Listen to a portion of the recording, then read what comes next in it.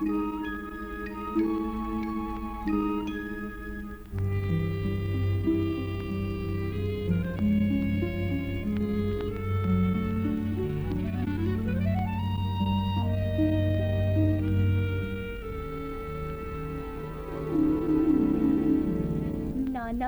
हाँ हाँ। ये आप क्या कर रहे हैं? ओए मैं पट्टी बंद रहे हैं गुट के ऊपर, तेन दिखलाई नहीं देता? दिखाई दे रहा है, इसीलिए तो पूछ रही हूँ कि क्या हो गया ये। ओए किल चुभ गया था, कंध पर लग गया हुआ। ओह, मेरा अंदाजा नहीं था। मैं उछल के जब कमीज टंगने लग गए खूंडी पर तो राह में चुभ गया मामा। आप उछलकर कमीज क्यों टांग रहे थे? ओए वो खूंडी इस कदर ऊंची लगी हुई है कि उछल के कपड़े डालने पड़ने, उछल के उतारने पड़ने। खून निकला? कल तो बहुत निकलिया था कुड़े, अब कम हो गया। पट्टी बन्नी मैं 3 मरतबा टेंचराडीन लगा के। और पट्टी किसने बांधी? आप पे ही बन्नी, और किसने बन्नी नहीं थी। हजातुल्ला तो लहू देख के बेहोश हो जाता है। मैंने आपको बताया नहीं था कि शादी किस कदर मुफीद चीज है।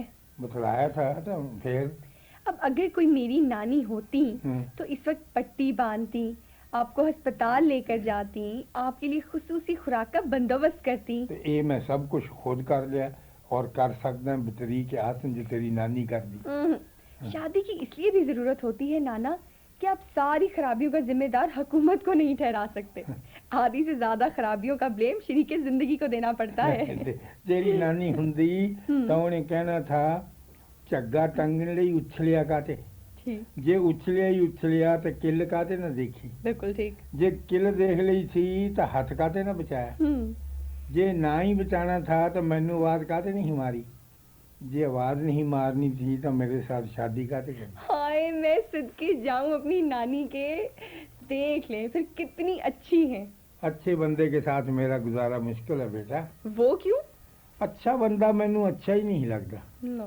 ना तो वो अमीर हुंदा है, ना ही वो साहबे हसीयत हुंदा है, ना ही उससे लोग खौफ खाते हैं डरते हैं, ना ही उसकी खुशामद करते हैं।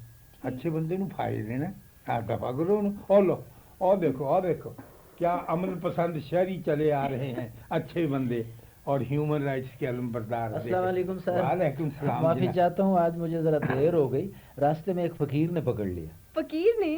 रास्ते में 2 ही बंदे पकड़ते हैं गुड़े, या तो फकीर पकड़ता या पुलिस पकड़ती है। बाकी तो ट्रैफिक बिल्कुल हमवार चलता रहता, वो नहीं कहता किसी ने कुछ, किसी ने तकलीफ ही नहीं देता। तो क्या कहा आपसे फकीर ने? कुछ नहीं कहना क्या था, पैसे मांगता था। तो उन्हें दे दला देना था कुछ। मैंने उसको 5 रुपए दिए सर, लेकिन वो माना ही नहीं। 5 रुपये का नोट दिया था कि 5 रुपये का सिक्का? 5 रुपए का सिक्का सर, नया नकोर, बिल्कुल बेलाग। पहली मर्तबा एक हाथ से दूसरे में ट्रांसफर हुआ होगा। बस हाँ ही गलती हुई आपसे है। वो तो है ही ऐसा बेरोबा सिक्का कि दिल ही नहीं मानता 5 रुपये का होएगा। इसी वजह ने फकीर ने पीछा करे आपका लैंड। वो तो जान ही नहीं छोड़ता था सर, ऐसे भागा आता था जैसे मुलजिम गिरफ्तार करने आ रहा हो। वो मुलजिम ही तो होंगे हम फकीरा के, और क्या होंगे। लेकिन कहता क्या था? कहना क्या था मोना बीबी, बस दुआएं देता चला आ रहा था धड़ाधड़। जब कोई इस कदर दुआवां दे रहा होवे ना तो पीछे मुड़ के नहीं देखीदा। क्यों ना? बंदा पत्थर का हो जाता है। मैं भी हो गया ना पत्थर का। वो कैसे? उसने ऐसी दुआ दी मोना बीबी कि मैं सकते में आ गया। उसने दुआ दी और आप सकते में आ गए?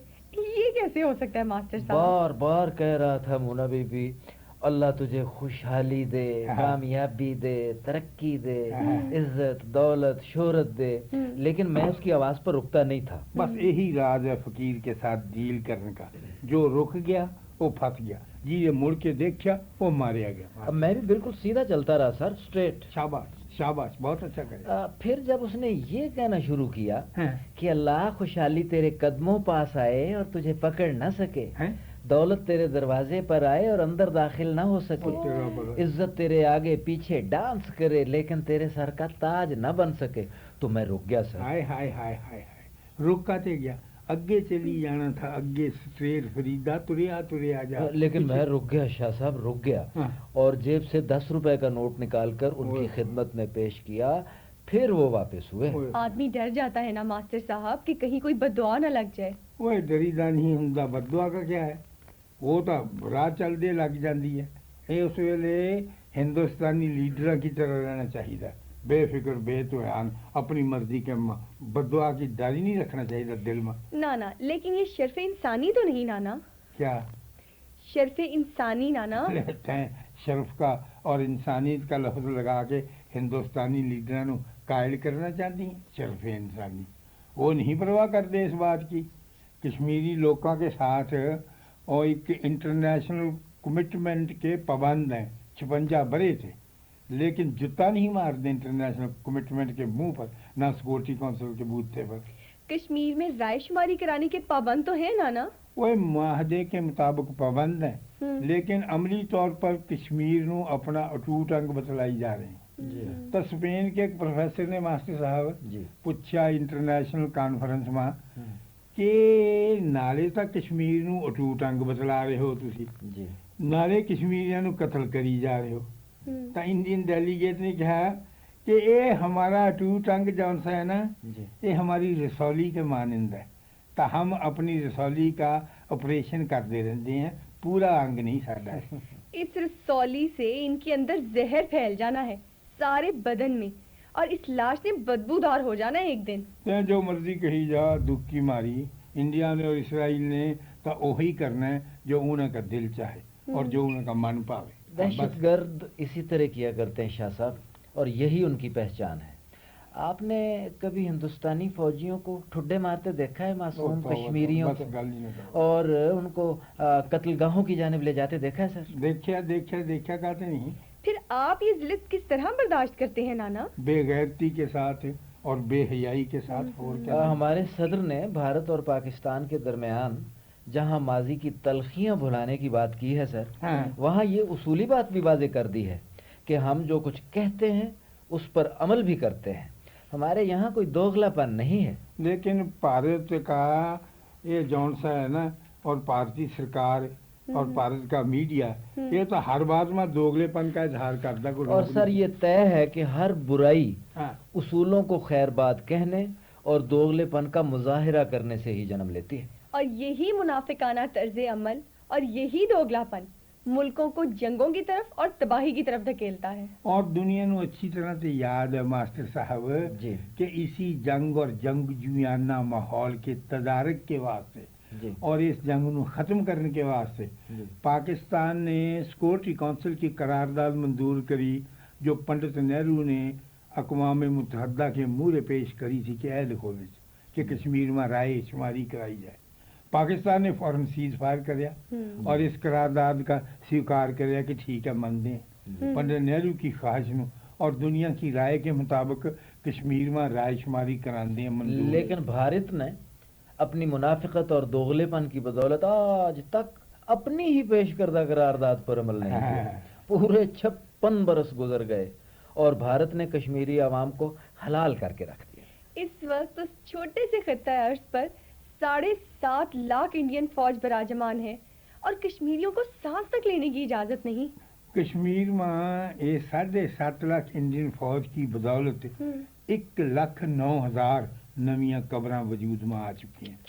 اور اب انڈیا کشمیر پر اپنا جبری قبضہ برقرار رکھنے اور خطے میں عظیم غنڈہ بن کر رہنے کے لیے اسلحہ سازی اور اسلحہ بندی کی دوڑ میں دیوانہ ہو چکا ہے، پاگل ہو چکا ہے. لیکن اس دیوانگی کا کوئی اچھا نتیجہ نہیں نکلنا ماسٹر صاحب اس پاگل پن کا. ہٹلر بھی اس طرح کریا کرتا تھا اور اس طرح سوچیا کرتا تھا. وہ خیال تھا کہ ہر مسئلہ طاقت کے زور پر حل کریا جا سکتا ہے. آخر میں کیا ہوا؟ وہی کچھ ہوا جس کی توقع تھی، جس کی امید تھی اور جس کا نتیجہ سامنے نظر آ رہا تھا. ہٹلر ہار تو گیا ماسٹر صاحب لیکن ہستی بستی دنیا کا کس قدر نقصان کر گیا. وہی مثال سامنے رکھ کے ہندوستان نو فیصلہ کرنا چاہیے کہ سیاسی مسئلے کا حل جنگ نہیں ہویا کرتی. کشمیر بھی ایک سیاسی مسئلہ ہے جو رائے شماری کا تقاضا کرتا ہے. رائے شماری کی ضرورت نو جنگ تے پورا نہیں کریا جا سکتا. بیبیو برا نہ مانے تو پھر آپ سمجھائیں نا ذرا اپنے پیارے دوست انڈیا کو. آپ کے تو اس کے ساتھ گہرے مراسم ہیں. نہ مراسم تو ہیں میرے ماسٹر صاحب، مند ہے، میں اسے انکار نہیں کرتا، لیکن وہاں سوچن سمجھن والے انسانوں کی بہت کمی بڑا کٹ ہے. اگر کہیں ارے 20-25 سوچن والے لوگ پیدا ہو جانا ہندوستان میں تو وہ اپنی سرکار نو سمجھا سکتے ہیں، بتلا سکتے ہیں کہ کہ وقت بہت نازک ہے، ایسے نہیں کریا کر. لیجئے وہاں تو ایک سے ایک سمجھدار اور بدھیمان لوگ پڑے ہیں قبلہ. وہ ایڈوانی صاحب ہیں، فرنینڈس ہیں، اور کیا نام ہے وہ یشونت سنہا صاحب ہیں، اور ان کے ساتھ اور بہت سے ہیں. میں اینا کی بات نہیں کر رہا ماسٹر صاحب، میں اصلی بھدر پرشاں کی اور بدھی ماننا کی بات کر رہے ہیں. میرا یقین ہے کہ اگر بھارت میں 20-25 ایسے رائٹر پیدا ہو جائیں، ایسے لیکھک اور شاعر اور کوی لوگ جو سچ نو سچ اور حق نو حق کہن اور اپنی سرکار تے کڑکا کے بولن کہ اگر انٹرنیشنل فورم پر ریفرینڈم کا اور رائے شماری کا وعدہ کریا تھا تو اس نو نبھاؤ اور اس وچن نو پورا کرو، تو پھر سب کچھ ہو سکتا ہے. اس ضمن میں تو پھر واجپئی صاحب خود لیکھکوں کی قیادت کر سکتے ہیں حضور. وہ شاعر ہیں اور کویتا لکھتے ہیں زبردست. ہاں بالکل، وہ شاعر ہیں، میں مانتا ہے، اور بہت بڑے اچھے کوی ہیں، میں انہوں کی بڑی مانتا کرنا ہے. لیکن وہ بیچارے کلے ہیں اور انہوں تے ڈردے ہیں جنہ کے نام اپنے گنوائے ہیں. اگر پورے بھارت کی ساری آبادی میں 20-25 بس سچے اور انصاف پسند رائٹر پیدا ہو جان تو آن والے جون سے 5-6 سال میں بھارت اور پاکستان نو محبت اور صلح صفائی کے بندھن میں بن سکتے ہیں لوگ. اور 500 سال بعد نانا اس بعد 100-150 رائٹر اور بھی تو پیدا ہو جان گے محبت کی بانی پڑھنے والے، پھر اگے چلے گا کام. لیکن یہ مشکل ہے شاہ صاحب. کیوں مشکل کھاتے؟ مشکل اس لیے سر کہ یہ جو رائٹر لوگ ہوتے ہیں نا، ذرا نرم دل کے ہوتے ہیں، سرکار سے بہت ڈرتے ہیں. پھر سرکار بھی ایسی، توبہ توبہ توبہ، جان جاتی ہے سرکار ان کی ایسی سرکار سے جس نے معصوم اور محکوم لوگوں کے لیے 7.5 لاکھ فوج مقرر کر رکھی ہے. یہ تو پھر اچھا چلو پھر ایدے ماں پھر ایک اور طریقہ ہو سکتا ہے. وہ کیا نانا؟ وہ یہ کہ اگر دلی، یو پی، پنجاب، گجرات کے رائٹر جون سے یہ سچ کہنا اور سچ بولنے تے ڈردے ہیں کہ سرکار بالکل ہی انہیں کے سر کے اوپر بیٹھی ہے، تو دور کے انڈین ادیب اور رائٹر تا یہ بوجھ اٹھا سکتے ہیں. اپنی ملیالم ہے، تامل ہے، بنگالی ہے، اسامی ہے، اڑیا ہے، اینا زبانہ کے ادیب اور لیکھک تک کھل کے بات کر سکتے، سچ بول سکتے ہو، تو نہیں پرواہ کرنے کے دلی کی دور بیٹھی. بالکل ٹھیک ہے نانا، وہ تو سچ بول سکتے ہیں. واہ واہ واہ، یہ تو آپ نے واقعی ایک توجہ طلب بات کی شاہ صاحب. ان زبانوں کے رائٹرز کو تو سچ کہنے پر آمادہ کیا جا سکتا ہے. بالکل کیا جا سکتا ہے. آزاد لوگ ہیں سر، کھل کے بات کر سکتے ہیں، اور پھر دلی سرکار کے دائرہ خوف سے بھی باہر ہیں. بالکل ان کو ضرور پوچھنا چاہیے بھارت سرکار سے کہ وہ انٹرنیشنل کمٹمنٹس کو پورا کرنے میں ہیرا پھیری سے کیوں کام لے رہی ہے، اور کشمیر کے معصوم اور پیارے خوبصورت لوگوں پر کس لیے ظلم کر رہی ہے. لو ماسٹر صاحب، پھر ایک کام آپ دے ذمہ ہویا. آپ پڑھے لکھے لوگ کو، آپ ہی انہوں نے سمجھا سکتے ہو اور آپ ہی بتلا سکتے ہو کہ کشمیریوں پر کس قدر ظلم ہو رہا ہے. یہ ٹھیک ہے کہ کشمیری لوگ مسلمان ہیں، کری جاؤ ظلم، لیکن مسلمان بھی تو انسان ہی ہوں ہیں، انہوں میں بھی جان ہوں، انہوں کی بھی غیرت ہوں، انہوں کی بھی عزت ہوں، انہوں کے بھی رشتہ دار انگ ساک بال بچے ہوں ہیں، انہوں کا بھی زندہ رہن کا حق ہے. انہوں 1,09,000 قبرہ کا تحفہ نہ دے جاؤ، پارٹی ہو جین کا حق بھی دیو.